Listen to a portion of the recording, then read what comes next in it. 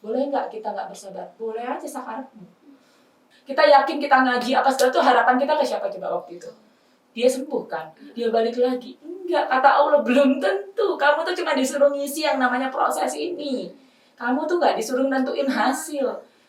Kita jadi kalau dalam suatu masa kita dapat masalah, jangan berharap hasil dah. Harap aja yang kita lakukan ini benar sesuai dengan yang maunya Allah, itu aja. Mintanya itu aja. Karena apa? Kecewa nanti, capek nanti. Kalau hasilnya ternyata nggak sesuai dengan yang kita mau. Podcast Amazing Muslimah, mercusuar kebaikan. Divonis sebelum menikah, ya akhirnya divonis dokter mengidap penyakit kanker dan miom. Bukan kanker, penyakit Ada tumor dan miom. Jenis tumor yaitu dan juga kista dan miom kista itu di rahim. di rahim. Ya. Sebelum menikah. Iya, itulah kenapa sebelumnya saya tuh suka sakit-sakit kalau haid. Nah, tapi karena saya ya namanya waktu itu serara sakitnya ya kalau pas haid saja ya udah buat saya nggak masalah, tapi ternyata pas pas mau mau menikah kan kita check up ya Mbak kesehatan. Nah, ternyata ada itu gitu kan. Terus dokternya bilang, "Wah, ini kamu susah loh punya anak nanti." gitu. Terus ya bisa jadi kamu nggak bisa punya anak. Adanya ada kista, ada miom, lumayan sih 2 cm. Perasaannya saat itu gimana, Bundi? Kan itu bagi seorang perempuan baru mau nikah lagi ya. Iya, menjelang pernikahan itu kan paling kalau nggak salah 2 atau 3 bulan lah sebelum menikah. Ya rontok Mbak, kalau orang Jawa bilang, waduh baru rontok. rontok itu ya, apa ya Mbak? langsung Ya gitulah pokoknya. Jadi sebagai seorang wanita gitu, seorang siapa sih yang nggak akhirnya kecil hati ketika karena pada saat mau nikah Mbak. Nah, karena yang diharapkan dari sebuah pernikahan kan adalah punya salah anak, satunya ya, juga punya anak. Nah, Masya Allah lah, haula wala quwata illa billah, itu manusia boleh bilang kayak gitu, silakan dokter berteori. Nyatanya ternyata Masya Allah ternyata teman-teman tadi sudah mendengar bahwa anak saya tuh 6. Sekarang anak 6. Iya sebenarnya bahkan harusnya 8 karena yang 2 keguguran. Alhamdulillah Mbak, la haula wala quwata illa billah, yang katanya nggak bisa punya anak menjadi dokter ternyata apa? Kalau Allah bilang Allah sudah berkehendak. Itu 50.000 tahun udah ditetapkan kan Mbak, kalau kita punya, artinya untuk soal anak itu rezeki kan ya Mbak. Untuk anak sebagai rezeki itu udah nggak ada yang bisa kita lakukan selain apa? Ya udah Allah maunya begitu ya sudah. Mau kita berusaha supaya nggak punya anak sekalipun, tetap kalau Allah bilang tetap punya anak, berapa banyak yang bilang gitu, udah di KB. Teman saya ada Mbak dulu Mbak, udah di spiral katanya gitu. Tapi tetap punya. Lahir itu ya spiralnya keluar dari anaknya. Jadi udah di spiral loh, aku kok masih hamil gitu. Nah, ya dulu saya nggak paham tentang itu. Terus kok bisa ya, agak takut keder gimana gitu kan. Itu waktu itu dulu masih anak 1 lah, anak 2. Terus tante saya ada yang udah disteril setelah 10 tahun, di tahun ke-9 ya, jaraknya 10 tahun sama yang kakaknya, punya anak Mbak. Nah terus mau ngomong apa kalau udah kayak gitu, ya kan? Jadi buat teman-teman yang misalnya baru menikah, terus punya anaknya lama, it's okay, nggak apa-apa. Itu memang bagian dari rencananya Allah yang kita nggak pernah tahu maunya Allah apa. Wis nikmatin aja. Bisa jadi emang disuruh pacaran dulu berdua, bisa jadi loh ya Mbak. Betul. Jadi bisa jadi suruh terus berdua terus meningkatkan ilmunya. Ntar kalau udah punya anak beda lagi urusannya, ntar baru mau makan, mau makan udah aduh udah itu Mbak. Artinya pasti ada yang Allah mau. Tapi Bundi, tadi kan penasaran tuh. Ketika kita tuh mau menikah ya, kemudian ternyata dokter itu memvonis bahwa kita itu tidak bisa hamil gitu. Nah, gimana waktu itu Bundi pertanyaan Fatih, waktu itu Bundi memahamkan kepada calon kayak gitu kan, pasti ya tujuan menikah salah satunya adalah ingin mendapatkan keturunan. Tapi pada akhirnya suami Bundi sekarang juga akhirnya menerima Bundi ya dengan kondisi Bundi seperti itu gitu loh. Jadi memahamkan itu hal yang tersulit ya Mbak.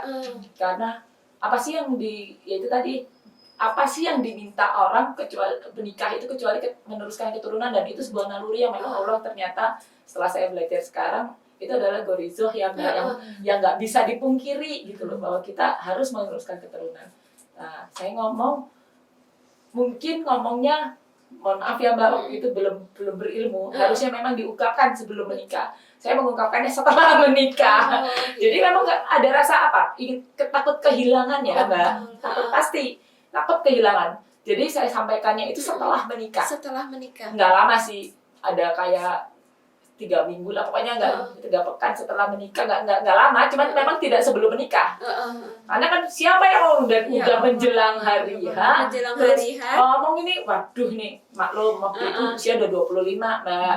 Jadi ada kekhawatiran tersendiri. manusia ya, maksudnya waktu itu belum paham bahwa mau kamu ngomong nggak mau ngomong ya tetap sama Allah pasti menikah itu pasti akan tetap ada, maksudnya tetap akan berjodoh gitu loh. Kalau emang sudah Allah tetapkan begitu, artinya harusnya memang buat teman-teman apapun yang memang kita punya gitu, alangkah baiknya diungkapkan sebelum menikah, karena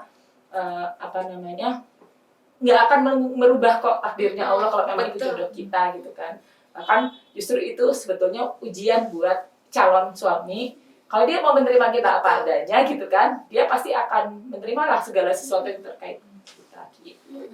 Tapi terkait ini Budi yang divonis tidak bisa punya anak, tapi setelah menikah itu jarak punya anaknya Nggak lama. Nggak ada sebulan Mbak, nggak ada sebulan itu. Ya Mbak, nah saya kan nggak pernah head, saya nggak tahu kalau lagi hamil, masalahnya itu anak Mbak. pertama.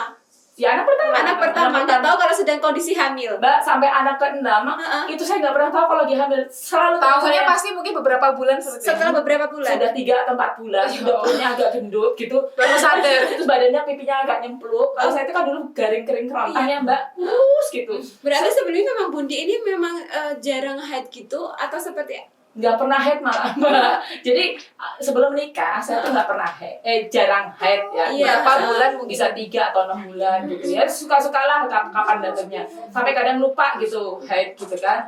Nah kali haid itu banyak, nggak lama cuma 4 hari gitu kan. Nah nanti pas udah menikah, bahkan dari anak pertama sampai anak ke-6 itu sama sekali saya nggak pernah haid. Berapa tahun itu Budi? 2001 sampai 2019 berapa itu? 18 tahun. 18 tahun nggak pernah haid. Iya. haidnya saat nifas? Kalau nifas aja keluar itu tuh. Itu Budi nggak takut waktu itu? Kayak kepikiran kenapa saya nggak Di pernah? awal-awal saya takut waktu awal-awal ya, takut sih sebenarnya karena menurut saya itu sesuatu yang nggak aneh buat saya, nggak kepikiran kalau itu aneh gitu loh. Divonis tuh ya paling oh iya ya ada tumor gitu. Terus itu tuh nggak tahu ya, alhamdulillah lah haula wala quwata illa billah, nggak dibikin sama Allah. Itu saya tuh takut sama itu gitu loh Mbak. Entah karena saya memang banyak temen terus ya sibuk berteman gitu, jadi nggak kepikiran sama hal itu gitu loh Mbak. Artinya tersibukkan. Tapi sempat akhirnya di satu titik itu ya baru kemarin ini yang sampai kondisi lagi nggak baik gitu ya. Jadi sempat tergelisahkan sama hal itu gitu, tapi udahlah apalah gitu, sama Allah mah udah tahu yang terbaik gitu kan. Tapi intinya memang ya siapa sih Mbak kayak nggak ini gitu ya, khawatir itu pasti akan ada di setiap kita gitu loh. Setiap titik pasti ada titik khawatir gitu Mbak. Gitu. Jadi nggak akan lepas dari rasa khawatir karena memang itu ujiannya Mbak gitu. Jadi karena memang Allah sendiri kan sudah janji ya bahwa kita itu nggak akan lepas dari yang namanya ujian. Karena kita kalau ngaku di Al-Ankabut ayat 2 tidak akan beriman seseorang kecuali dia diuji gitu kan. Berarti mau sampai kapan, sampai meninggal pun kita itu namanya akan senantiasa bersama ujian. Pasti udah janji loh di Al-Quran. Kalau Al-Quran yang ngomong udah nggak bisa dikutak-atik kan Mbak. Artinya udah janji Allah. Tapi jangan khawatir lah, nggak enak pun gitu misalnya. Tapi ujian itu bukan hanya kesedihan kan Mbak. Mindsetnya orang itu ujian itu kan Ujian sedih itu ya hanya Mbak. sedih Nggak aja. enak, vonis atau apalah segala macam yang buruk-buruk lah. Padahal kesenangan kita punya anak banyak itu ujian Mbak. Orang bilang anaknya serba salah Mbak. Bilang anak Masya Allah yang buat berpikiran positif sih anaknya banyak. yang negatif, Masya Allah, itu anaknya banyak, gimana nyekolahinnya? Nggak ada juga, itu Iya, semua banyak. ujian dari manusia, dari Allah, tentunya dari Allah ya Mbak, artinya. Tapi buat kita yang memang dibilang tadi, kalau memang mau dibilang beriman sama Allah, bukan sama manusia ya Mbak, urusan iman soalnya Mbak Tia nggak bisa ngomong sama saya, oh Bunda itu beriman, nggak bisa, yang tahu cuma saya sama Allah. Tapi tentu kita harus menjaga iman itu dengan yang dijanjiin Allah tadi. Kalau memang kita mau dibilang beriman sama Allah, berarti harus mau diuji. Tapi kata Allah, tenang, ujiannya nggak akan jauh-jauh dari kemampuan. Kalau udah nggak mampu pasti nggak dikasih ke kita Mbak. Misal Mbak Ulfa diuji dengan kejombloannya. Itu kalau udah kata Allah sudah nggak mampu dengan kejombloannya, pasti didatengin itu yang namanya pasangannya, pasti Mbak. Udah tenang aja. Makanya buat teman-teman jomblowati, tenang saja. Artinya kita nggak perlu yang namanya kapan ya jodoh kita datang. Ini Mbak kayak orang pernah ngerasain naik becak nggak? Pernah. Jawa Timur pasti. Jawa Timur pasti Nah, naik beca. kita ngomong toh, ke kelurahan, kecamatan, hujan tapi Mbak tak tutup ya becaknya, tutup. Terus yang ada apa? Kita pasti nanya, ngintip Mbak, udah nyampe belum? Udah Nggak nyampe kelihatan belum? soalnya. Nah padahal kita tuh tahu bakal nyampe ke kelurahan. Kalau kita sudah ngomong loh sama bapaknya, Pak ke kelurahan, nggak mungkin tadi bawanya ke kota Madya gitu kan. Nah pasti kan nyampenya ke kelurahan, cuman kita masalahnya kita tuh suka nggak sabar Mbak. Ini endingnya apa sih? Pengen tahu. Padahal tugas kita tuh nggak usah cari tahu endingnya apa. Yakin, gantung Yakin sama kalau ada endingnya itu pasti ada. Kan Allah tadi udah bilang Al-Baqarah pasti di dalam kemampuan, nggak mungkin di luar kemampuan. Artinya santai.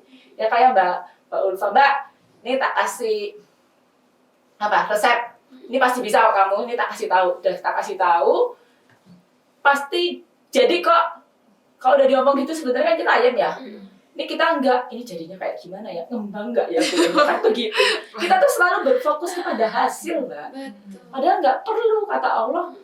Nggak usah capek-capek mikirin hasil, itu urusanku, kata Allah. Yang penting proses. Prosesnya ini yang dihisap, Mbak. Jangan salah. Prosesnya kalau dilakukan dengan benar, Allah kasih pahala. Dilakukan dengan cara yang bukan sesuai dengan yang maunya Allah, ya jelas dosa. Nah tinggal dua itu kan Mbak, kayak tadi divonis nggak bisa punya anak, sepanjang itu terus saya bilang ya Allah nggak bisa punya anak, tiba-tiba hamil mau apa? Terus saya bilang lagi ya Allah ada aja manusia, setan mah ada aja Mbak. Kamu punya anak banyak loh, padahal kalau kita fokusnya kepada hasilnya, bahwa ini nanti gimana nih nyekolahinnya, biayanya mahal, ya nggak akan nyampe itu benerin ngasuh anak dengan baik kan Mbak. Adanya anaknya dimarahin aja, kamu bikin susah aja, udah nggak? Jadi seolah-olah punya anak itu jadi sebuah beban. Nah, makanya sebuah penyesalan gitu kan, bahwa punya anak banyak. Enggak Mbak, justru ternyata kalau kita menyesal itu justru menjauhkan kita dari rasa syukur. Allah janji lagi, Allah itu keren banget Masya Allah. Kalau di Al-Quran bilangnya kalau bersyukur ditambah gitu kan. Nah makanya bersyukur adanya 4 ditambah lagi jadi 5 jadi 6 sekarang. Dan kita nggak pernah tahu Mbak, dari syukur kita itu Allah balasnya gimana. Maksudnya Allah tambahkannya itu dengan bentuk apa, kita juga nggak pernah tahu. Yang tugas kita cuma 2 kan. Sabar, tadi lo naik becak biar nyampe ujung itu, sabar, harus duduk aja baik-baik itu diisi dengan zikir. Sabar dan syukur. 2 tok Mbak. Nih menunggu kejombloan, cuma disuruh sabar sama syukur, jomblo lagi. Sabar dan syukur dan berikhtiar. Nah, dalam sabar dan syukur pasti ikhtiar. Kalau orang nggak ada sabar dan syukur, nggak akan dia memaksimalkan ikhtiarnya. Gitu, Mbak. Masya Allah, Bundi. Tadi ya, akhirnya Allah SWT menjawab ya, bahwa ternyata manusia itu ya cuma bisa memvonis kan. Tapi kan kalau Allah sudah berkehendak ya, apapun juga apapun kalau Allah sudah berkehendak pasti yang akan terjadi kayak gitu. Nah, salah satunya juga kita tadi kan mendengar kalau Bundi itu memiliki 6 anak ya, 6 anak. Dan salah satu kalau menurut Fatia pernah dengar kisah Bundi ya, salah satunya adalah di mana anak terakhir ya, nomor 6. itu ada salah satu kisah yang membuat kita tersentuh gitu. Masya Allah. Kehilangan seorang putra Mm-mm. Daris kayak gitu. Mungkin bisa diceritakan Bundi kisahnya Daris itu seperti apa dulu saat Jadi Allah panggil beliau untuk ke pintu jannah. Masya Allah. Alhamdulillah, la haula wala quwata illa billah. Sekali lagi Mbak ya, tidak ada yang pernah sia-sia dalam ciptaan Allah. Termasuk diciptakannya Daris, termasuk diambilnya lagi Daris, nggak pernah sia-sia. Pasti ada yang Allah mau, pasti ada yang Allah maksudkan gitu ya Mbak. Nggak mungkin nggak ada. Setiap titik. Yakin dah itu. Karena tadi kembali ya, patokannya cuma alam kabut bahwa tidak akan beriman kecuali diuji. Bukan berarti kita itu gak beriman ya Mbak, tapi iman kita inilah yang diuji. Kita ngakunya beriman kepada Allah, kita ngakunya cinta sama Rasulullah. Kata Allah bener nih, gitu kan? Nah, bener nihnya ini adalah bentuk ujian. Nah, termasuk pada saat Daris yang lahirnya ya, berjarak 2 tahun daripada anak pertama sama anak kedua itu jaraknya kan 2 tahun kurang sebulan ya Mbak. Kejadian lagi, jadi ini Masya Allah, saya tuh kalau ngeliat Allah ini keren banget, saya nggak ngerti deh. Dia nomor 1 sama nomor 2 itu jaraknya 2 tahun kurang sebulan. Kemudian nomor 2 sama nomor 3 itu jaraknya 2 tahun setengah. 2 tahun setengah. Kemudian Rikas ke Tesya itu jaraknya 2 tahun 8 bulan kalau nggak salah. Iya 8 bulan. Kemudian jarak 4 sama 5 itu jaraknya 5 tahun. Agak jauh sendiri Agak ya. jauh sendiri. Ini laki, perempuan. Kemudian 5 tahun ini jaraknya ternyata laki-laki. Nah tentu sekali lagi Mbak Masya, pada saat Tesya perempuan, nama Tesya itu sebenarnya sudah disiapkan dari anak pertama. Oh, menunggu anak perempuan sebenarnya. Karena gini, di USG anak perempuan Mbak, nggak kelihatan. Monasnya ini nggak kelihatan. Kata dokter, oh perempuan ini Bu, siapin anak pertama. Jadi nama paling tua di keluarga adalah nama Tesya sebetulnya. Nah Tesya kan namanya itu Tesya itu terucap syukur alhamdulillah Mbak. Nah itu disiapkan dari anak pertama. Munculnya laki. Anak kedua laki-laki. Ketiga Laki-laki. Nggak pakai sampai lupa sama nama Tesya. Berarti ngarang lagi. Nah semua anak saya itu Masya Allah nanti bisa ini nggak tahu gimana Allah mengilhamkan kepada kita. Isinya tuh semuanya tuh doa tapi diambil hurufnya jadi singkatan nama gitu Mbak. Yang pertama Syaka itu syukur alhamdulillah atas karunia Allah. Masya Allah. Yastaris ya Allah syukur atas rezekimu. Rikaskia terima kasih atas rezekimu ya Allah. Nah, Tesya terucap syukur alhamdulillah. Hai Garis, wahai Allah penggenggam hamba-Nya yang memiliki terima kasih atas segala rezeki dan nikmatmu. Dariska. Nah, Dariska ini paling lama. Ini namanya kan udah habis Mbak stoknya. Terus terang udah habis. Ini lama banget sampai mau keluar rumah sakit. Bu, ini udah mau keluar akte gimana akte? Tulis aja bayi dia dulu lah, enggak apa-apa. Masih sampai rumah Mbak. Nah, khusus Daris ini memang sangat spesial, sangat istimewa buat kami sekeluarga karena tadi saya cerita bahwa urutannya itu kan jadi ada seperti pola gitu loh Mbak. Jadi anak pertama, anak kedua itu kan 2 tahun kurang sebulan. Ini Haigar sama Daris itu sama. Sampai anak saya yang nomor 2 bilang gini, Bun, Haigar itu Mas Aka, Daris itu adik Ata. Berarti Bunda nanti punya anak satu lagi baru perempuan. Jadi punya anak yang 8 nanti baru perempuan. Apa tadi? Jadi dokter itu sampai ketawa. Ya itu dokter sempat bilang, kamu itu sebenarnya kan susah punya anak ya, ada ini loh. Tapi kok jadi anak tapi anaknya jadi banyak. Ternyata banyak. Saya bilang ya dokter nanya begitu, dokter ahli kandungan ngomong gitu, saya ngomong apa dok?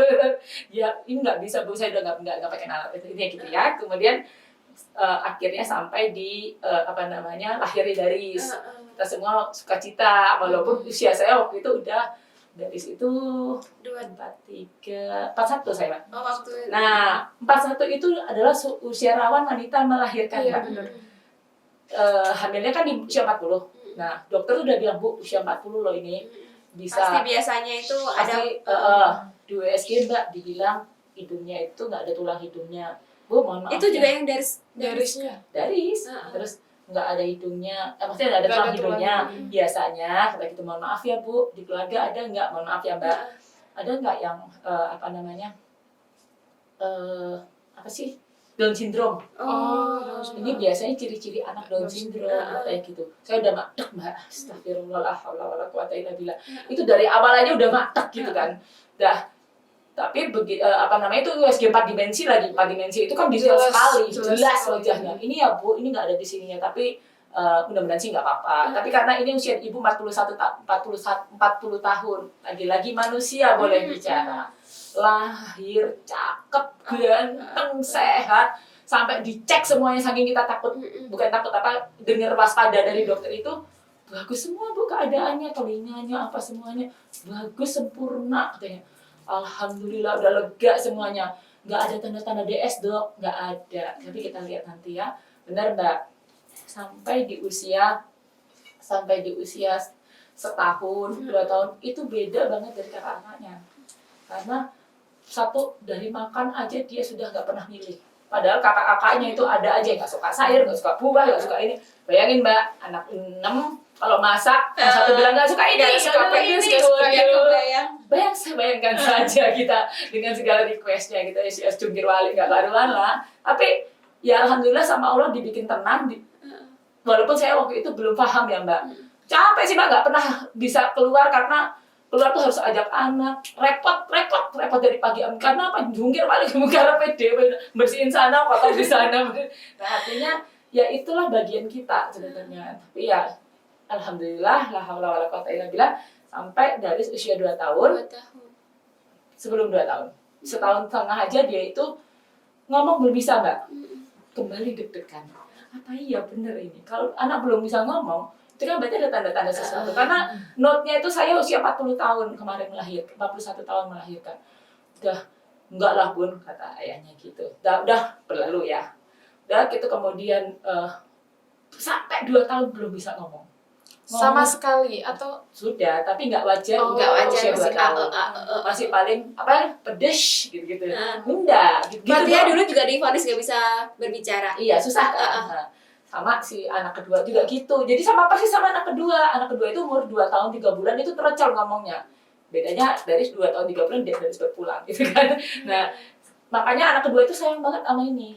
Nah, terus kemudian dia bilang, anak kedua ada yang bilang, Bun, itu yang pertama. Jadi apa namanya, dari ini adik Ata. Nah, pas karena memang lahirnya Mbak, waktu yang nomor 5 itu pada saat anak pertama saya masuk pondok, dia lahir. Jadi kayak menggantikan gitu loh Mbak. Jadi apa namanya, yang anak kedua langsung lahirnya pas anak kedua masuk pondok, Daris lahir. Nah gitu akhirnya Mbak. Jadi kata siapa?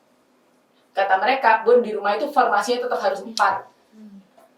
Yang nomor 1, nomor 2 masuk pondok, tetap ada anak-anak. Akhirnya berjalan seperti biasa, lahir tumbuh dengan anak yang, dan saya tuh bolak-balik bilang sama ayahnya, ya anak ini kok beda banget ya. Dia tuh pintar banget, umur 1,5 tahun makan sendiri Mbak. Nah, padahal ngomongnya belum teteh ya, nggak jelas, tapi dia tuh nggak mau. Satu lagi apa? Dia nggak pernah mau dipakein sejak dia bisa jalan sendiri dan bisa ngambil barang-barang dia, nggak pernah mau dipakein baju. Pakai sendiri. Milih sendiri, pakai sendiri. Nggak mencong-mencong udah terserah. Disediain baju, ini loh Daris, nggak mau. Pasti dia ngambil lagi. Karpet dan bajunya selalu baju kerja yang pakai di rumah. Jadi dia tuh nggak pernah mau nggak rapi gitu loh Mbak. Dan saya bingungnya anak aneh.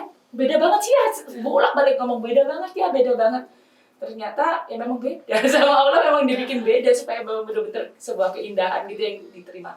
Nah sampai usia 2 tahun akhirnya suatu hari Allah tetapkan kita untuk jalan-jalan ke mall gitu ya Mbak. Bukan jalan-jalan sebenarnya besoknya anak-anak itu sebenarnya ujian. Jadi hari itu sebenarnya kita setengah-setengah nggak pengen berangkat ke mall.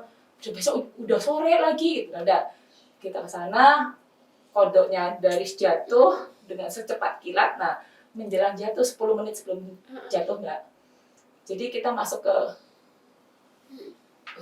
supermarket itu, baru di depan itu tiba-tiba dari situ apa Mbak? Al-Fatihah dari pertama sampai habis. Belum bisa ngomong loh Mbak. Tasya tuh bilang gini, Bun, kok dia bisa? Katanya. Saya juga kaget, diteroli nih. Tahu kan kalau anak-anak kecil kayak ditaruh di sini. Terus dia, Auzubillah, Syaitonirrajim, Bismillah. Saya tuh kayak bukan, ini anak kok bisa Al-Fatihah 10 menit sebelum jatuh. tapi sebelumnya sudah diajarin apa? Enggak. Masya Allah itu memang benar-benar pamitan cara terdahsyat itu Mbak. Nah, malamnya, sore-sorenya itu kita tuh mainan, saya kan punya TK ya Mbak. Di TK itu kan ada mainan huruf-huruf yang pasang-pasangan huruf Hijaiyah. Iya. Itu dia bisa bilang gini, ada rekamannya ada. Gimana kak? Ali, Mbak, dan semua yang dia tunjuk itu bener Mbak. Saya begini loh, ya ngajarin siapa? Kakak ngajarin enggak Bun? Dengar dari videonya tuh ada. Saya bingung malamnya itu dia mau nyuapin saya. Bunda makan, itu ada semua videonya itu. Dia kita jadi itu sampai saya ini anak kenapa sih kok cakep banget gitu terus kok dia udah bisa ini terus tiba-tiba tuh kayak punya kemampuan Iya. lebih dari usianya gitu. Nah begitu masuk saya sampai karena kita mau ke supermarket itu karena memang Tesya pengen beli ikan buat bikin fish and chip yang kan kursus dia dari Elisa gitu kan. Terus habis gitu dari itu memang suka banget sama fish and chip itu. Paginya habis dibikinin minta lagi dari suka Bun kita beli itu. Nah adanya kan cuma di supermarket Mbak, di pasar nggak ada. Higar. Nah terus begitu masuk saya di bagian ikan-ikan ikut ayahnya. Nah itu nggak lama ya singkat cerita akhirnya jatuh kan.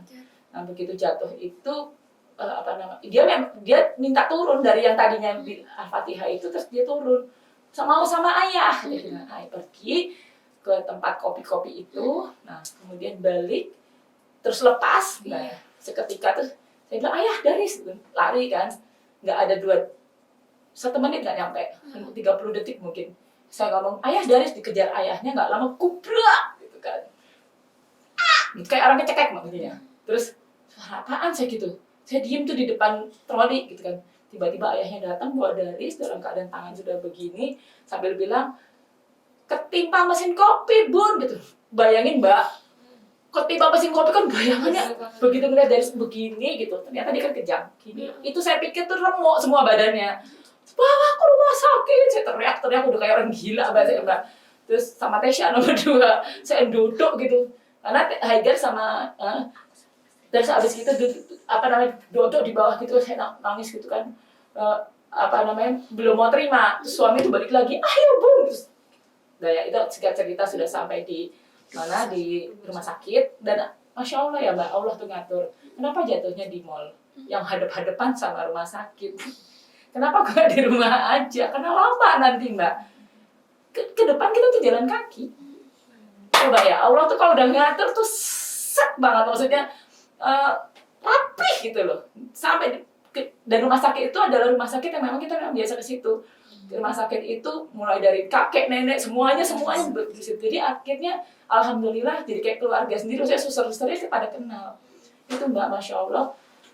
Begitu nyampe, masuknya ke IGD tapi yang bagian depannya memang gawat darurat banget. Terus saya sudah kayak bumi udah runtuh, udah hilang gitu, kaki nggak napak gitu ya Mbak. Ini Daris kenapa? Saya nggak mikir kematian, enggak Mbak. Cuma nggak terima aja, ini apa sih gitu. Udah Daris bangun gitu. Pokoknya Daris bangun. Pokoknya saya teriak-teriak orang gila. Sampai ke dokter itu ngomong gini Mbak, udahnya gitu ya. Saya sempat ngucapin terima kasih pas udah Daris meninggal. Katanya gini, saya tuh ngeliat ibu itu dari hari pertama di UGD saya lihat ibu ini gak akan bertahan karena ibu oleng banget itu saya tuh sampai glosor ke dalam ke bawahnya katanya sampai tempat tidurnya bayi sampai ibu kalau nggak kuat jangan di sini kata di suster tuh sampai dibawa pergi ibu tuh karena ibu memang benar-benar kayak meracau nggak sadarkan diri gitu ya itulah Mbak itu pentingnya iman tuh ya waktu itu saya terus terang runtuh banget ketaatan saya sama Allah tuh. Udah kemudian jam 10 malam dibilang kita harus masukkan ke ICU. Koma. Langsung itu koma Mbak, langsung koma. kejang-kejang gitu kan. Terus kejang-kejang tuh cuman 2 kali dia ngomong bunda gitu. Terus habis gitu kita bawa ke ICU. Nah itulah terakhir kita nggak pernah ngomong lagi. Tapi dia tahu kita datang tuh ya Mbak. Nah selama di ICU itu tiap hari sama Allah kayak roller coaster. Hari ini dibilang bagus keadaannya, besok pagi ngedropnya itu dan semuanya rata-rata itu nggak masuk akal manusia semua ya. Hari pertama dibilang saya yang oleng dan dibilang apa Bu ini nggak boleh yang namanya kejang. Kalau sampai dia kejang bakal pecah pembuluh darah tempat lain dan itu kan semakin gawat gitu kan. Dia memang harus dibikin relax. Jadi dia memang 2 pekan ke depan. Lama Mbak, 2 pekan itu. 2 pekan dibilang ada dokter, 2 pekan ke depan kita harus bikin dia relax. sampai jadi kita nggak adakan operasi karena memang darahnya memang masih bisa diserap. Kayak intinya singkat cerita selama 21 hari di rumah sakit. Lama banget ya. Lama Mbak. Dan 21 hari itu tiap hari saya lihat orang keluar masuk apa? Meninggal. Itu tiap hari nasihat kematian itu, ya Allah. Sampai pernah saya sekali banget itu antara mau ngakak sambil bilang itu manusia tuh ya segitu. Jadi hari ke berapa ya? Sekitar hari ke-14 atau 15. Jadi kalau udah ada kode biru ICU lantai 3 itu berarti ada gagal nafas atau gagal jantung, ya kan? Iya. Saya dong Mbak, malam itu saya terakhir lihat yang 2 sudah meninggal, yang 1 ke ruang perawatan, tinggal Daris tuh di ruang ICU. Malam itu terakhir sebelum saya pamit keluar, kan kita nggak boleh nungguin kan, kita tidur di depan. Itu saya yakin betul yang di dalam itu Daris tinggal sendiri, alhamdulillah Daris sendirian gitu kan. Udah. Saya duduk lah Mbak, sholat subuh, ngaji segala macam. Lagi ngaji tiba-tiba kode biru, ICU langsung 3. Al-Quran itu lepas Mbak, saya langsung jerit-jerit. Saya bilang, ya Allah kuatkan kalau memang ini waktunya, saya gitu kan Mbak. Tau gak? Terus suami bilang, apa sih Bunda ini apa teriak-teriak? Daris. Udah kayak ini, padahal itu keadaan sudah mulai stabil gitu, dokternya udah bilang baik kok Bu. Tahu-tahu dipanggil keluarga Ibu Sugiyarti. Hah? Saya bilang kayak gitu. Ternyata apa Mbak? Orang lain yang ini. Nah, sudah pokoknya itu tuh bener-bener kita tuh apa ya, nggak boleh bergantung kepada hasil yang tadi Mbak. Kita yakin kita ngaji apa segala tuh harapan kita ke siapa coba waktu itu? Dia sembuh kan? Dia balik lagi? Enggak, kata Allah belum tentu. Kamu tuh cuma disuruh ngisi yang namanya proses ini. Kamu tuh nggak disuruh nentuin hasil. Kita jadi Mbak, kalau dalam suatu masa kita dapat masalah, jangan berharap hasil dah. Harap aja yang kita lakukan ini benar sesuai dengan yang maunya Allah, itu aja. Mintanya itu aja. Karena apa? Kecewa nanti, capek nanti. Kalau hasilnya ternyata nggak sesuai dengan yang kita mau. Nah, kemudian hari ke-18 dari dibolehkan ke ruang perawatan. Kondisi sudah bagus, mulus Bu, otaknya sudah kembali sempurna. Dan ini luar biasa, saya juga takjub karena memang kita nggak perlu lakukan darah segitu banyak, tapi kita nggak perlu lakukan operasi. Dan Mbak kembali ke ruang perawatan, malam itu kondisi biasa aja. Tapi belum siuman ya, belum sadar. Kata dokter memang mungkin nggak akan bisa sadar. Karena sadarnya mungkin 2 pekan lagi, itu pun nanti dia kembali ke 0. Bayangin Mbak, divonis dibilang lagi nanti kembali ke 0, ibu harus mendidik dia seperti anak 0 tahun. Jadi nggak bisa ngomong, nggak bisa makan pakai sonde, nggak bisa apa-apa. Ini kita kembalikan. Itu kalau kemungkinan sadar. Kalau dia balik, kata kita, Bu, alhamdulillah ya, adiknya ini kuat, katanya gitu. Dokternya kan alhamdulillah muslim ya Mbak, yang dokter syarafnya itu. Adik ini kuat, luar biasa. Tadi kita siapkan untuk pulang ya Bu, kita ke kamar perawatan. Nanti kalau bagus kondisinya kita pulang, tapi Ibu harus siapkan. Nanti Ibu akan dilatih untuk jadi suster ya Bu, bukan pakai sonde. Ibu harus sonde itu tau kan Mbak, selang itu loh. Jadi harus di blender, dimasukin. Wah ribet lah pokoknya. Saya waktu itu udah pernah ngerawat ayah saya juga begitu. Nanti ibu ngajarin dia ngerondang lagi, merangkak lagi. Ya itu ya dari 0 lagi. Saya cuma bilang, la haula wala quwata illa billah. Saya kondisinya waktu itu lagi sibuk-sibuknya panitia kajian ini, kajian itu, tiba-tiba harus mikir, waduh saya di rumah lagi nih. Ya udah, mau apa gitu kan. Tapi udah malam itu ternyata kan suster bilang nggak boleh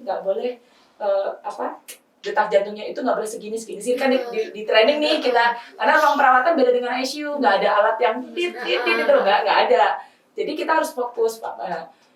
Malam itu jadinya kan dicepitin itu loh Mbak. Nah itu tuh angkanya 68, padahal harusnya 96 kata suster. Bu pokoknya nggak boleh di bawah 96 ya katanya gitu. Ini kalau 68 ibu cepet-cepet panggil suster. Saya bilang jam 2 malam tuh hari Kamisnya. Saya bilang, suster ini kenapa? Kok dari begini? Terus Bu, dia memang lagi deep sleep. Padahal waktu di ICU dibilang anak ini nggak boleh deep sleep. Deep sleep itu tidur yang sangat dalam. Karena otaknya nggak boleh nggak bekerja. Tapi nggak boleh bekerja sangat keras. Kerjanya sedang aja gitu Mbak. Karena mau dimonitor kemampuan otaknya itu. Nah, sedangkan kalau deep sleep itu kan sama sekali diistirahatkan gitu kan. Otak itu benar-benar diistirahatkan walaupun sedikit gitu ya. Nah, ini deep sleep Bu, nggak boleh deep sleep. Saya langsung teriak, kata dokter Aris itu nggak boleh deep sleep nih. Enggak Bu, kayak kayak terjadi pertentangan. Terus suami juga bilang, udahlah bun. Nah siangnya kan dia kan udah tracheostomy ya mbak, udah dilubangin di sini mbak. Karena kan udah di sini udah 2 minggu nggak bisa dipindah ke sini tuh, masya Allah, dilubangin. Terus kata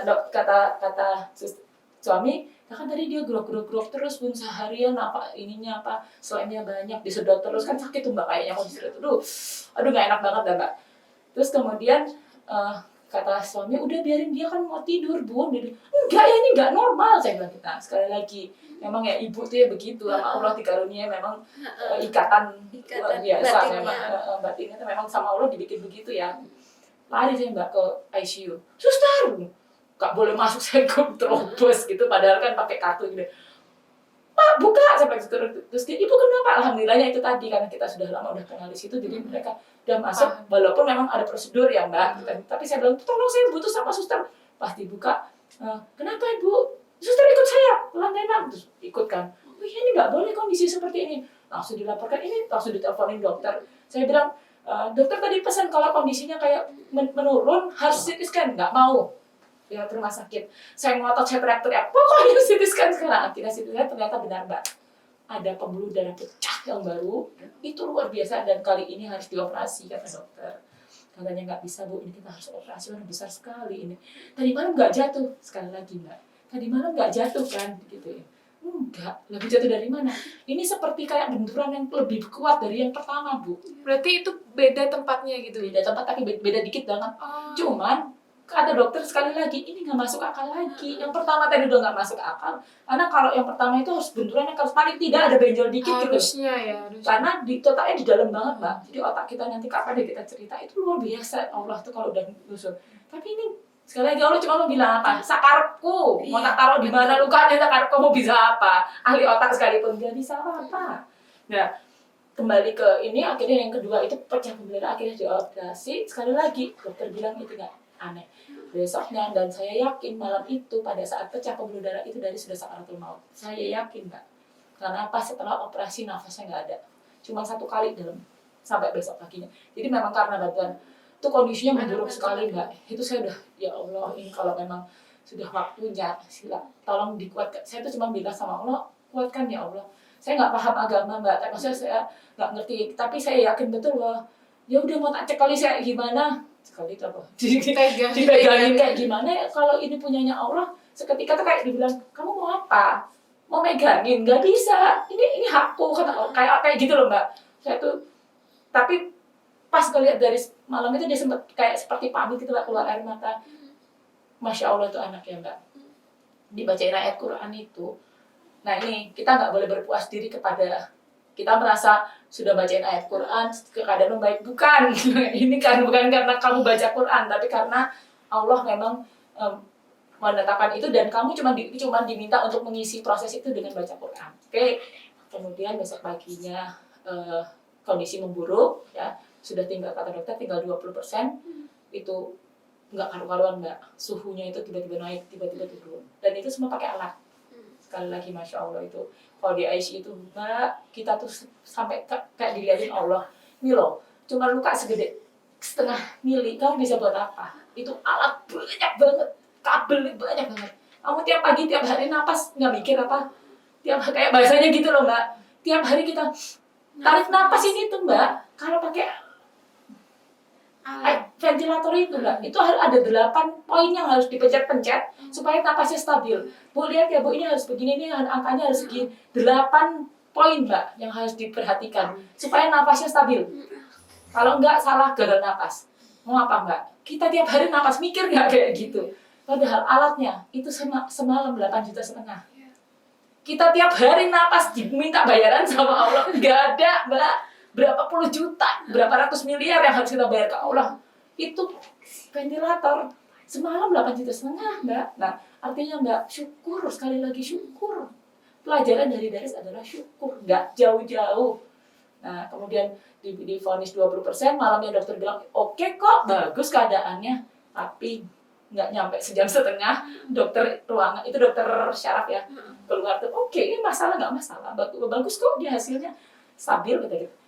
Tenanglah kita makan mbak, ternyata Allah memang nyuruh kita tenang makan dulu biar kuat karena besok pagi terusan sampai besoknya lagi nggak makan.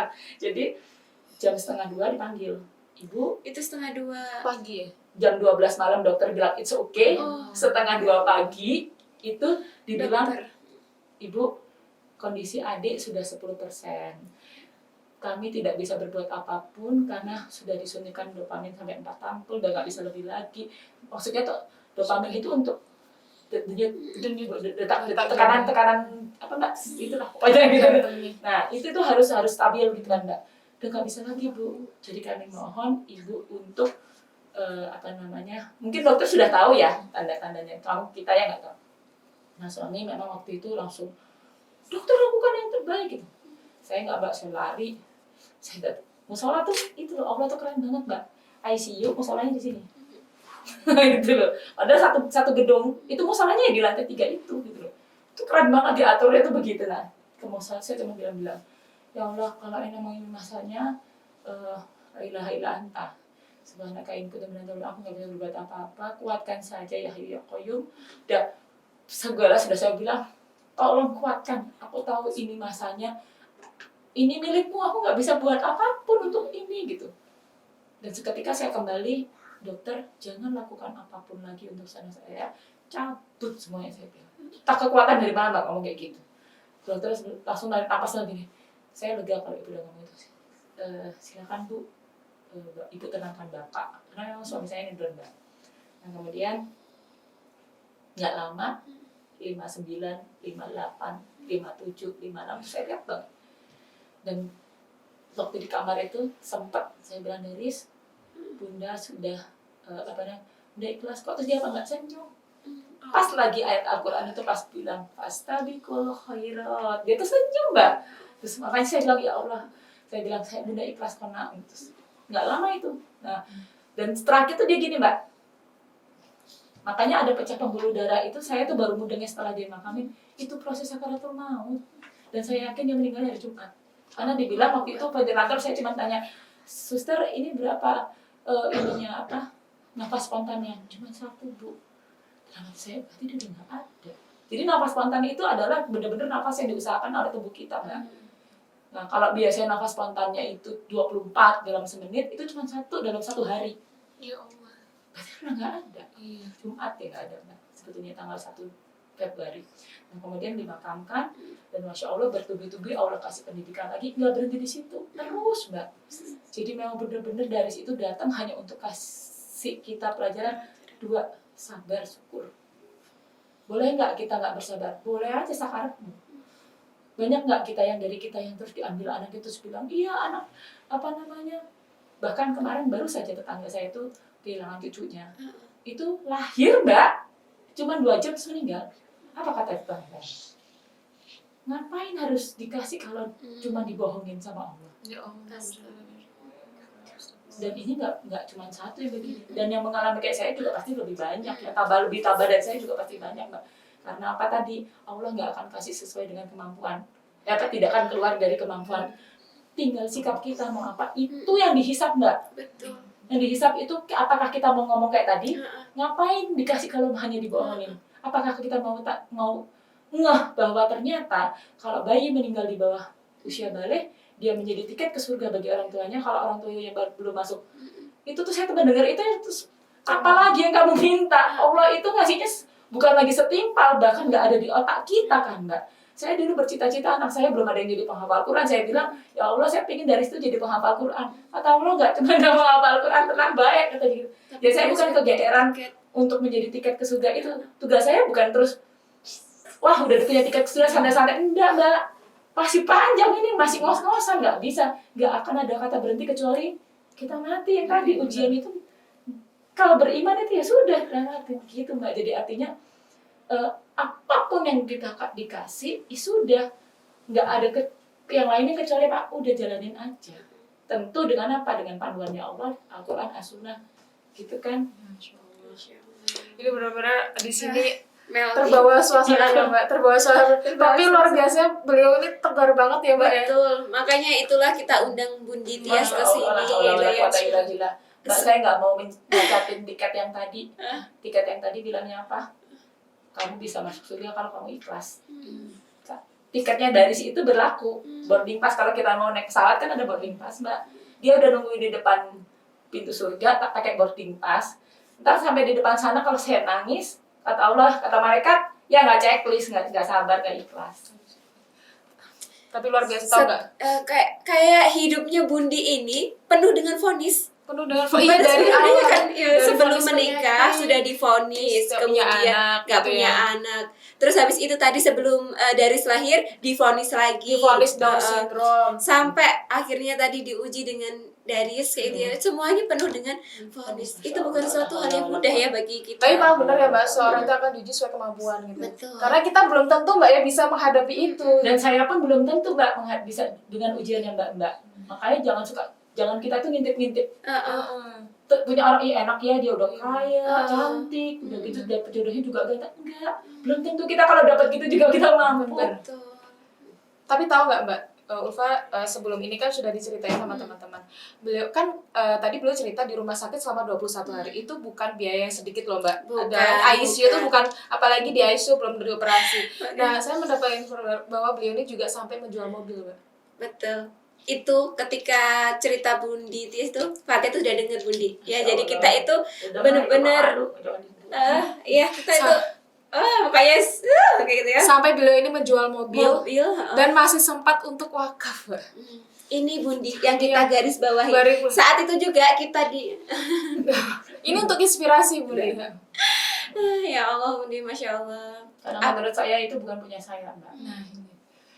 Waktu itu Allah kasih itu juga cuma sekali lagi mau dites itu kamu merasa itu punyamu karena memang iya Mbak, tagihan udah 600 juta. Tagihan yang tersisa itu masih 300 juta, total kan semuanya 600 juta. Itu 300 juta Mas yang belum kita bayar dan gitu udah nggak punya apa-apa. Tadi kan saya udah cerita ya, suami saya dalam keadaan tidak bekerja. 2018 Maret diberhentikan yang saya tadi cerita, sampai titiknya dari situ berapa bulan? 8 bulan itu udah nggak punya apa-apa kecuali mobil itu. Ya udah mau apa? Dan itu laku dalam 5 menit Mbak. Luar biasanya Allah. Saya bilang gini, ini mah nggak bukan main-main. Orang yang jual mobil itu pasti ada yang nanya Iya, ya, Mbak. mobilnya kayak gimana? Kayak bagian butuh mana?" waktu juga. Itu Mbak, setelah laku itu masih banyak yang nanya. Boleh lihat nggak bagian dalamnya gimana, fotoin. Padahal 5 menit pertama itu fulanah ini, Bu Fulanah ini, Masya Allah, la haula wala quwata illa billah. Semoga Allah merahmati beliau ya Mbak. Itu nggak pakai nanya. Bahkan harga pasaran 430 dia bilang, Mbak, aku transfer 4,5. Ini orang macam apa yang kayak gini? Lebih hebat lagi dia Mbak, bukan saya emang nggak ada apa-apanya, Masya Allah. Ya udah, itu makanya sudah tahu lanjutan ceritanya kan. Dan itulah, karena saya merasa itu bukan punya saya Mbak. Kalau saya kekepin sendiri bisa jadi Allah murka. Karena memang nggak semua orang bayang Mbak di situasi kita nggak ada uang, nggak ada. tapi kita masih menginfakkan ya Mbak ya harta kita untuk berwakaf juga untuk di jalan Allah. Itu nggak semua orang punya mental seperti itu gitu loh. Masya Ini ya Allah. Apa sih yang menjadikan Bundi ini sekuat hari ini? Sekuat hari ini Bundi, karena ini sesuatu ujian yang menurut Fatia sendiri itu Bundi itu sangat besar. Luar biasa. Ibaratnya kalau ujian itu datang ke Fatia ya kayak ditimpa bertubi-tubi Mbak. gunung kayak gitu. Tapi ternyata Bundi ini setegar ini gitu loh. Apa yang menjadikan Bundi ini sekuat ini Bundi? Dia itu jadinya Allah Mbak, nggak akan keluar dari kemampuan. Udah itu yang bikin tenang tuh itu doang. Berarti kalau dikasih ke saya, berarti Allah tahu saya itu mampu dan nggak bakal keluar dari kemampuan itu. Mau kita muter-muter kayak gimana? Kalau kata Allah masih mampu ya mampu. Saya yang janjiin Allah ya Mbak, bukan Mbak Fatia yang menjanjikan ke saya kalau saya itu mampu, tapi Allah. Dan yang punya hidup ini siapa? Janji siapa yang bisa diingkari kalau sudah menjanjikan sesuatu? Kalau manusia mungkin masih bisa ingkar. Tapi kalau Allah pasti udah guys. Tapi mungkin yang kita selama ini bikin kita sanksi itu nggak sesuai dengan apa yang kita pikirkan. Kenapa? Otak kita segini Mbak. Otak kita tuh cuma segini. Lah Allah, kita terbatas. Lah Allah itu pemilik langit dan bumi lah. Emang gampang gue ngatur alam semesta. Saya bilang tadi, urusan napas aja kalau manusia pakai 8 titik. Pakai selang ini, Pakai selang ini, harus dipencet ini, harus dilihat ya Bu ini nih. Ribetnya cuma napas tau Mbak, belum jantungnya, belum ini. Lah buat Allah kecil. Iya kan? Nah, kok berani-beraninya kita bilang ya Allah berat banget ini. Berat banget ujian ini asli. Mengeluh ya Nah. rata-rata. Itu mah nggak seberapa, kamu mau ganti posisi ngatur ini nafas, itu kan saya gitu ya Mbak. Nggak semuanya pasti jatah-jatahnya. We have our own battle Mbak. Dah itu nggak mungkin kita nggak mampu. Kalau kita wah sombong dong, bukan sombong, itu janjinya Allah. Ada yang bilang kan, wah sombong merasa bisa, bukan merasa bisa Mbak. Lawang itu janjinya Allah loh, Allah yang janjiin. Pasti nggak akan keluar dari kemampuan. Jelas kan ayatnya. Kalau udah nggak mau pasti dicabut, cobain. Saya nih, kalau udah kita nggak mau pasti pertolongan itu pasti bentar lagi datang. Kalau udah kita mentok rasanya itu. Tapi kalau kita nggak balik ke Allah, kita nggak akan merasakan itu Mbak. Gitu. Ya Allah. Allahu Akbar. La haula wala quwata illa billah. Itu tuh. Kenapa yang bisa bikin kuat ya itu satu kata itu doang. Satu kata. Magic word jampe namanya. Komat apa namanya Mbak? Komat Pokoknya kamu, istilah jambi-jambi. Orang Jawa kayak gitu. Iya. Itu jambi-jambinya cuma Jambi-jambinya la haula wala quwata illa billah. Dan bagi sahabat solihah, langsung saja ya kunjungi di s.id/amu9 ya bagi sahabat solihah untuk mengetahui informasi yang lebih banyak lagi berkaitan tentang Amazing Muharram. Ada tayangan yang sebelumnya, kemudian juga ada informasi ya dari program-program di Cinta Quran. Langsung aja masuk di browsernya s.id/amu9 dan masih banyak sekali narasumber yang kita simpan ya, untuk kita hadirkan selama 6 hari. Dan tentunya di acara Amazing Muharram 9 ini kita juga tidak hanya sekedar acara yang menghadirkan kisah inspiratif ya, tetapi kita juga banyak sekali berbagi hadiah, giveaway. betul. Ada umroh, ada emas, pingat emas ya. Nah, siapa tahu bisa jadi bahan mahar. Yang dapat. dan Mas Bambang mungkin. Mas Bambang tadi. Kemudian apa lagi? Banyak sekali ya. Baju juga, gamis. Baju, luar gamis biasa. semuanya Ada. ada. Biasa Amazing Muharram. Amazing. Nah, selain itu juga sahabat Solia jangan lupa juga untuk masuk di web s.id/cekiumroh s.id/cekiumroh karena insya Allah di akhir tahun 2020 akan diumumkan untuk 12 orang yang beruntung untuk berangkat ke Baitullah secara gratis tanpa ada biaya apapun. Daftar saya. Masya Allah, Budi aja udah daftar. Kalian yang belum wajib daftar. Jadi jangan lupa s.id/cekiumroh. Nanti bisa dilihat di bawah sini ya. Sini. Masya Allah ya, mari kita semarakkan tahun baru Islam ini ya Budi dengan ikut menyaksikan perhelatan Amazing akbar Muharram. Amazing Muharram yang Itu sudah tahun ke-9. ke-9 ya? Ke-9. Saya selalu ikut. Masya Allah. Dari belum kenal teman-teman Ceci sampai Luar biasa beliau nih. Masya Allah. Penggerak perubahan. Penggerak perubahan. Nah, kembali lagi ke Bundi kayak gitu. Nah, Bundi kira-kira kiat-kiat yang ingin Bundi sampaikan ya kepada teman-teman, karena memang Fathia juga banyak sekali Bundi teman-teman yang juga tadi divonis seperti Bundi kayak gitu, mulai dari mereka mengidap kanker ya, posisinya mereka juga ini sebelum menikah, ada juga yang saat ini mereka sudah menikah, divonis nggak punya anak, divonis nggak lama punya anak belum nyampe betul gitu kan. kayak gitu. Ada juga yang mereka ada teman-teman Fathia itu banyak juga divonis dengan berbagai penyakit yang lainnya kayak gitu. Bagaimana caranya menguatkan Bundi kepada sahabat-sahabat yang ada di luar sana kayak gitu, pesan-pesan atau kiat-kiat untuk mereka Yang bisa saya sadari ya, saya nggak bisa bilang ini bisa buat teman-teman, tapi mudah-mudahan apa yang terjadi pada saya itu juga memang message-nya dari Allah buat teman-teman, bahwa terhadap apa yang Allah tetapkan itu nggak ada yang bisa kita lakukan kecuali kita memilih baik-baik apakah mau dilalui dengan pahala atau dosa. catet Itu yang dihisap, karena nanti hasil akhirnya sama sekali gak akan dihisap sama Allah. Qada itu kan maunya Allah, ya gak akan dihisap. Tapi prosesnya ini loh, apakah mau dilalui dengan pahala? Ini jalan menuju ke Jakarta, mau lewat tol apa lewat bawah, itu kan suka-suka kita. Lewat bawah banyak ininya, tol juga jangan dikira gak ada halangan, tapi kalau di tol itu kita terus marah-marah, itu gak jadi pahala buat kita. Kalau misalnya kita lewat jalan bawah, macet sekalipun terus kita jadikan itu istighfar, itu jadi pahala. Kayak gitu Mbak. Jadi artinya apapun jalan yang kita lewati, pertimbangkan baik-baik, pilih baik-baik.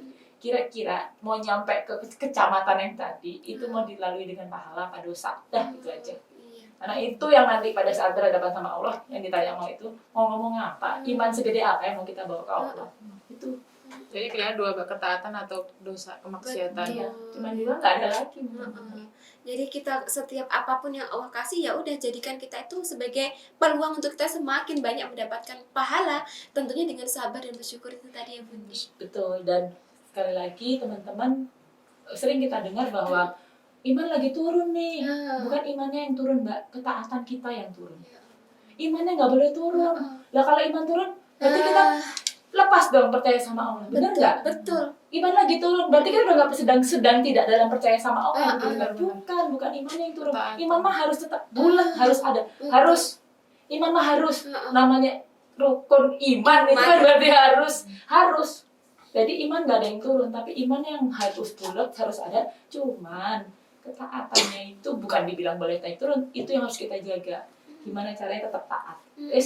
Ketika turun, bagaimana caranya agar bisa naik lagi? Ketaatannya ya. Ketaatannya ya, bukan Ketaatannya. iman. Bukan Kalau iman. iman kita turun berarti kita tuh sudah nggak percaya sama Allah. kita Mbak. Ya kan? Dan itu nauzubillah min dzalik. Jangan sampai, jangan yang kita sampai. minta sama Allah sampai akhir Kan dicabut nyawa itu kan jangan sampai ya mau qalibal qulub, jangan sampai iman ini dicabut dari nauzubillah min dzalik. Nauzubillah min dzalik. Coba banyak contohnya ya. Gitu Mbak. Masya Allah. Masya Semoga Allah. ketika kita hari ini menghadirkan Bundi ya di acara podcast Amazing Muslimah ini bisa menjadi penguat ya. kita. Karena ini benar-benar cerita inspiratif banget kayak Ketika gitu. diuji, yang kuncinya adalah sabar dan jangan lupa untuk bersyukur gitu. Allah nggak minta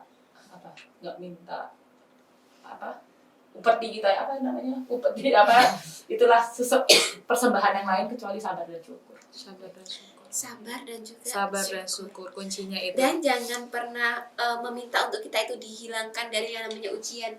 Karena ujian itu memang akan senantiasa Allah berikan kepada kita. Sampai kita mati. Ada 5 yang selalu diuji Allah Mbak. 1, sesuatu yang dicintai, Hmm. sesuatu yang dibenci, Heeh. sesuatu yang diingkari, sesuatu yang sedang dipelajari, dan yang sesuatu yang sedang diperjuangkan. Pasti. Artinya apa? Nggak ada. Coba lihat 5 ini, mana yang nggak ada, titik yang nggak ada di dalam hidup kita. Tiap saat pasti ada. Ya kembali lagi lah, orang janjinya kayak begitu. Ya. Jadi 5 hal tadi, jangan khawatir. Tetap akan diuji. Masya Allah. Itu Ya Allah, luar biasa closing statement banget. dari Bundi. Jangan khawatir. Jangan Semuanya kita khawatir. tetap akan Diuji. Ya, Karena kita diuji. akan diuji sesuai kemampuan kita. Kita pasti bisa. Pasti kita pasti bisa. Masya Allah. Semangat ya, Mbak. Semangat. Semangat Ya Allah. Menyebut ridhonya Allah, itu aja. Allahu Akbar. Terakhir saya cuma bilang nggak ada tujuan lain kecuali satu, Allah ridho nggak sama yang kita usahakan itu. Yang tadi yang kita pilih baik-baik kan dua pahala atau dosa, ridho nggak? Betul. Ya kan? Seolah-olah kayaknya kita sudah berbuat kebaikan, padahal ternyata Allah nggak ridho dengan cara itu, gitu kan? Terus itu Mbak.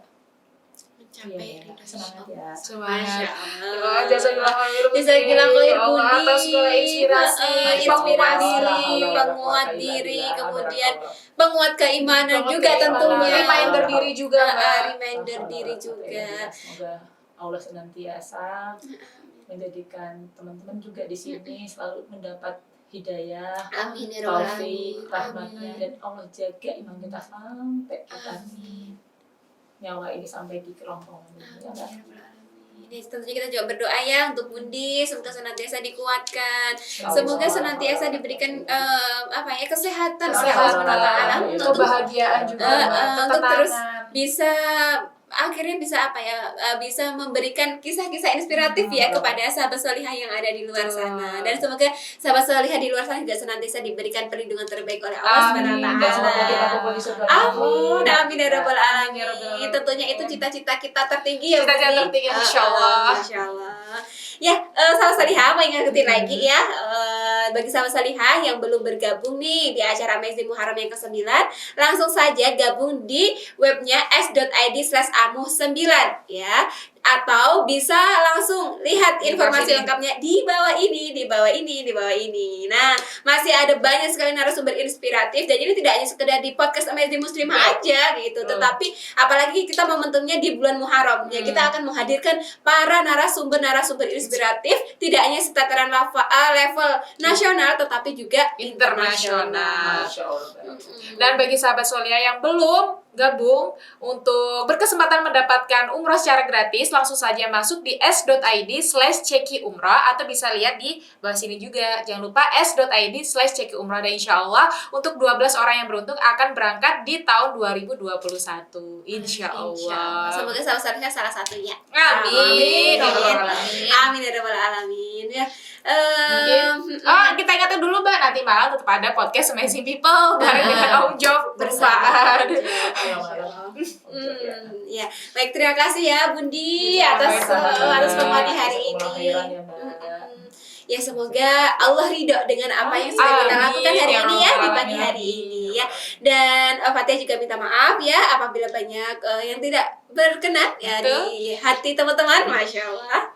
Dan juga Ulfa, Saya juga minta maaf jika ada yang kurang berkenan. Masya Allah ya. Mungkin itu dulu dari kami. Wassalamualaikum warahmatullahi wabarakatuh. Keinginan saya rindu saya sama Rasulullah SAW, pengen sekali ketemu. Siapapun Anda cepat atau lambat akan terkena proses hijrah, sadar tidak sadar.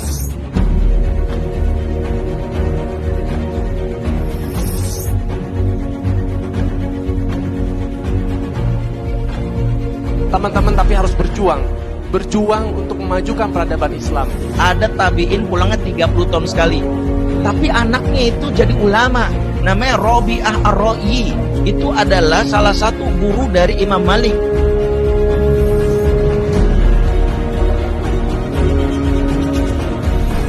Kalau tidak hari ini kita bergerak, maka akan lebih parah di kemudian hari.